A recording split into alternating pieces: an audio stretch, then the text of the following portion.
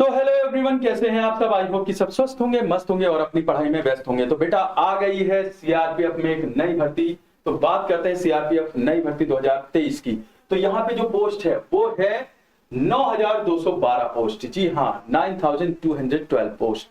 Okay, तो 10th वालों के लिए कौन सी पोस्ट है, किन किन पोस्ट के लिए होगा आईटीआई सर्टिफिकेट जरूरी। तो सबसे पहले बात कर लेते हैं जरूरी डेट्स की कि कब ऑनलाइन आप फॉर्म फिल कर सकते हैं, लास्ट डेट क्या रहने वाली है। आइए जरा सबकी बात कर लेते हैं। तो ऑनलाइन आवेदन जमा करने की जो तिथि है, ठीक है, ऑनलाइन आवेदन जमा करने की जो तिथि है वो है 27/3/2023। ओके, ऑनलाइन आवेदन प्राप्त करने और ऑनलाइन शुल्क भुगतान की अंतिम तिथि होगी 25/4/2023 की। और जो आपका कंप्यूटर आधारित टेस्ट होगा उसके लिए जो प्रवेश पत्र मतलब एडमिट कार्ड आएगा वो आएगा आपका 20/6/2023 से 25/4/2023।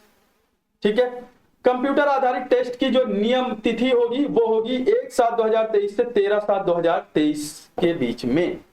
तो ये तो थी जरूरी डेट्स। अब आइए जान लेते हैं एजुकेशन क्वालिफिकेशन वगैरह क्या होगा, पूरा एलिजिबिलिटी क्राइटेरिया जान लेते हैं। तो बेटा जब हम बात करते हैं एजुकेशन क्वालिफिकेशन की, तो सिपाही या चालक की एजुकेशन क्वालिफिकेशन क्या रहने वाली है, आइए देखते हैं। तो इनकी शैक्षिक योग्यता रहेगी किसी भी मान्यता प्राप्त बोर्ड से या केंद्रीय या राज्य सरकार द्वारा मान्यता प्राप्त विश्वविद्यालय से कम मैट्रिक या समकक्ष होना चाहिए। तो एटलीस्ट 10th पास या उसके इक्विवेलेंट कुछ होना चाहिए आपके पास। तकनीकी योग्यता की बात करें तो यहाँ पे हैवी ट्रांसपोर्ट व्हीकल या ड्राइविंग लाइसेंस होना चाहिए और भर्ती के समय ड्राइविंग टेस्ट पास करना चाहिए।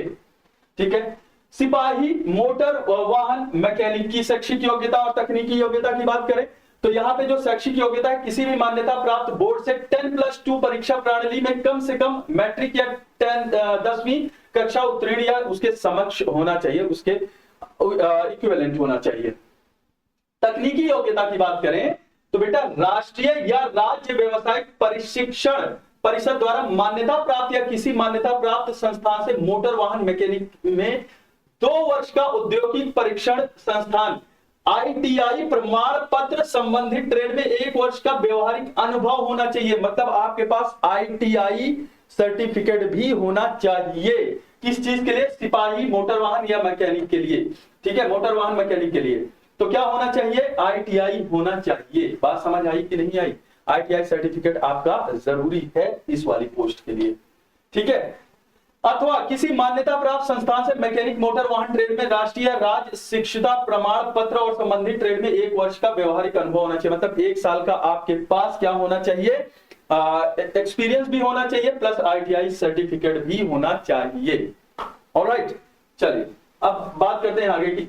तो अन्य सभी ट्रेड्समैन के लिए जो शैक्षिक योग्यता रहेगी और तकनीकी योग्यता रहेगी, आइए जरा उसके बारे में बात कर लेते हैं। तो किसी मान्यता प्राप्त बोर्ड अथवा केंद्रीय या राज्य सरकार द्वारा मान्यता प्राप्त विश्वविद्यालय से कम मैट्रिक या समक्ष या भूतपूर्व सैनिकों के मामले में समक्ष सैन्य योग्यता होनी चाहिए। मतलब आपका 10th होना चाहिए या उसके इक्विवेलेंट होना चाहिए, या फिर आप भूतपूर्व सैनिक हैं तो आपका समक्ष सैन्य योग्यता होनी चाहिए, है ना। तकनीकी योग्यता की बात करते हैं तो संबंधित ट्रेडों में दक्ष और कार्य किया होना चाहिए। मतलब जो उसके संबंधित ट्रेड्स हैं उसमें आपकी एफिशिएंसी होनी चाहिए या उसमें आप काम करते रहे हो। ठीक है, पायनियर विंग सिपाही मिशन प्लम्बर इलेक्ट्रीशियन की बात करते हैं तो इनकी शैक्षिक योग्यता क्या रहने वाली है बेटा, तो इनकी शैक्षिक योग्यता रहने वाली है किसी मान्यता प्राप्त बोर्ड से मैट्रिकुलेशन या उसके समक्ष होना चाहिए, वही 10th पास होना चाहिए या उसके इक्विवेलेंट होना चाहिए। तकनीकी योग्यता की बात करें तो संबंधित ट्रेडों मशीनरी या प्लम्बिंग या इलेक्ट्रीशियन में 1 साल का एक्सपीरियंस होना चाहिए आपका। मान्यता प्राप्त औद्योगिक प्रशिक्षण संस्थान से ट्रेड का प्रमाण पत्र रखने वालों को वरीयता दी जाएगी। मतलब ट्रेड का अगर आपके पास सर्टिफिकेट है तो आपको प्रायोरिटी दी जाएगी, है ना, आपको प्रायोरिटी दी जाएगी।